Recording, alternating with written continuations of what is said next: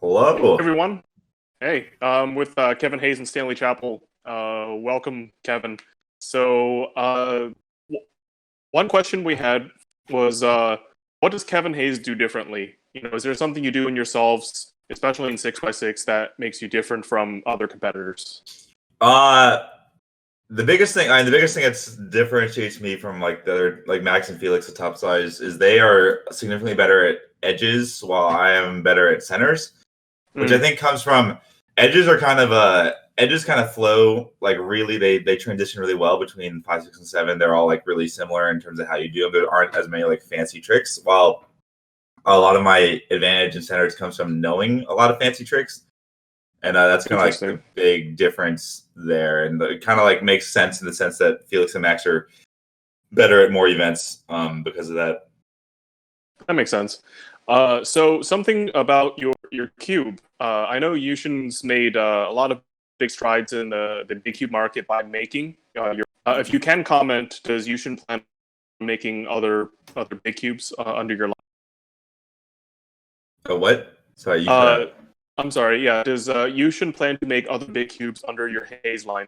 Oh, right, yeah. So we're working on that. Things are in development. I'm not 100% sure on whether or not anything's going to happen, but basically, if we have anything that meets kind of standards of the products that I would use in a like real life competition, then we will go ahead and move forward with that. Like I mean, the Haze 7 was obviously like something that like that's like kind of the type of quality we're looking for. Nice. And speaking of the Haze 7, we were really excited when you took 7x7 under two. What do you think are the limits of these events, 6x6 and 7x7? Are there big improvements that can be made in methods, or more of an execution thing?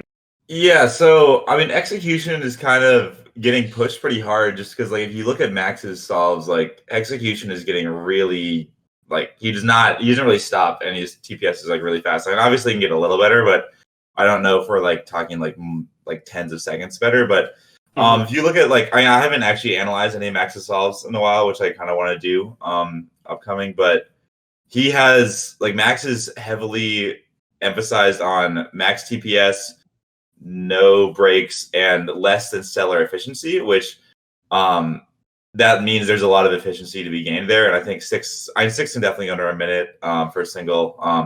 Averaging under a minute might be tough. Like I think max is like 115 right now. Like even people are like 115. Oh, 1 minute so close. Like 115 to 1 minute is like 15 seconds. It's like what is that? Like 20% of the solve. Like that's an insane amount of time drop. So That's also a lot of moves. yeah, you just You gotta can like do it in 15 seconds. yeah, that's just so much time. But like there's a lot of I'm just kind of using max as like a benchmark of like this is what's possible with medium efficiency and really, really good execution, but there's like a lot of efficiency to be gained still. Mm. And do you think it's possible to maintain that fast physicality and turning speed while being efficient? Because I know Yeah. in smaller events like 3x3, that it can be kind Oh, I mean the thing with that is that it's always possible. You just have to be better. Like the biggest thing is like when I practice I'll like when I was practicing last year I was like I'd slow down and like try new things out. Like my execution was like obviously sacrificed for like trying out new things that were more efficient, but then like as you just get more used to it they become automatic. You just gotta like get used to it. It takes just a lot of time. of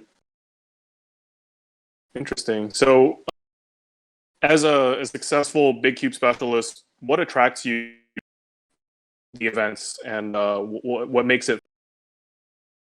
Let's see, big cubes. I don't know. Like when I started cubing, like 11 years ago now, over 11 years ago now, like big cubes, like I was kind of focused on everything, but like big cubes were just like what more than most people I just like kind of was into. Like I got like a V cube set for my birthday in 2009, and then I just like really worked on those. And then the big turning point I think was at Nationals '09. I got fourth in 6x6 and made finals in 5x5, and like I realized like wow, like most people don't do big cubes. Like this is something I'm really relatively good at. I just kind of want to focus on that, and then like kind of just took over from there.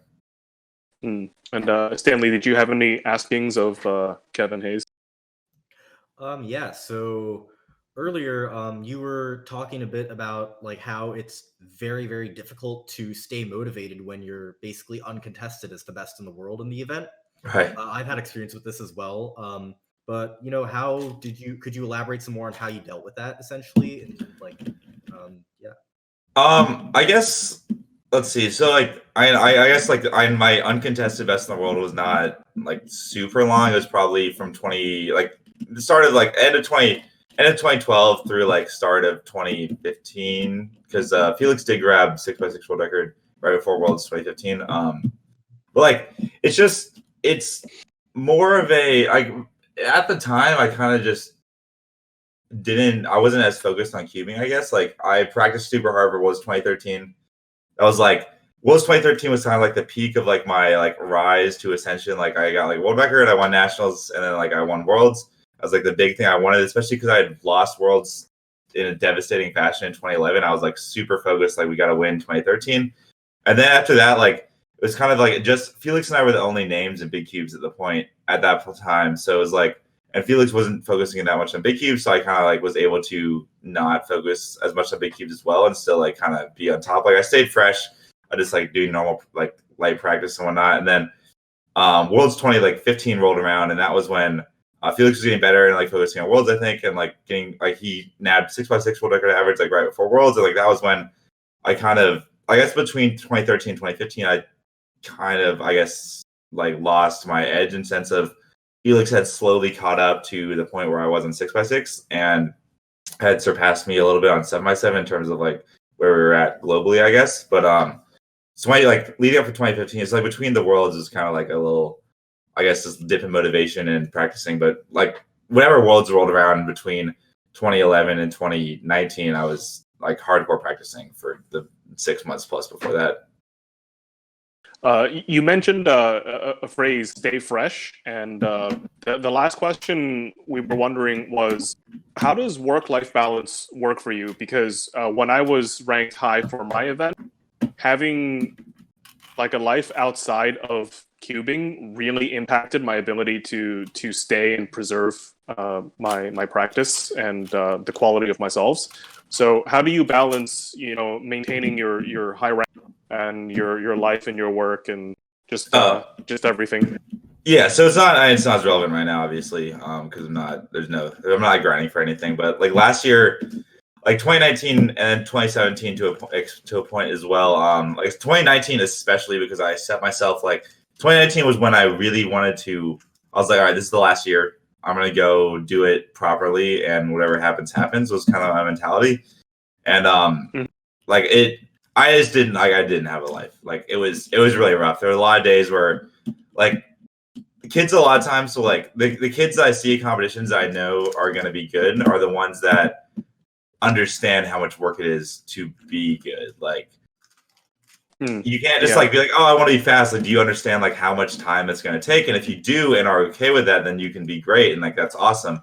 But like grinding for 2019, I would go to work. I'd come home. I'd work. I'd go to the gym. I'd come home and I'd practice for 3 hours or 2 or 3 hours every single day, like every single day. And that was it. And I go to bed. Like every single weekday was, every single weekday was just work, gym, cubing.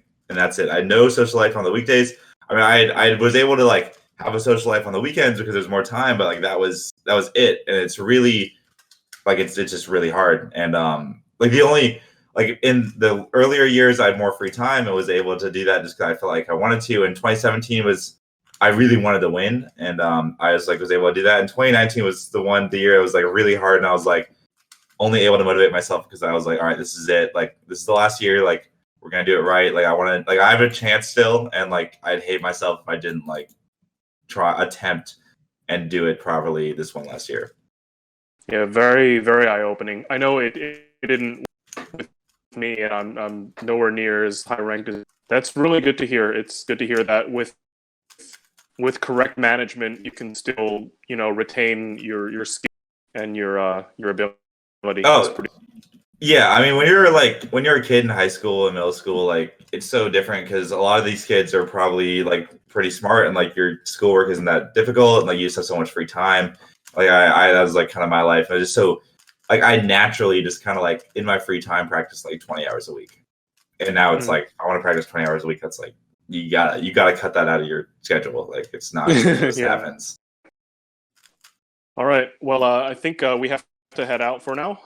But I guess this is my last interview. So thank you very much for hanging out with me, and thank you to especially Kevin, who's here with us right now.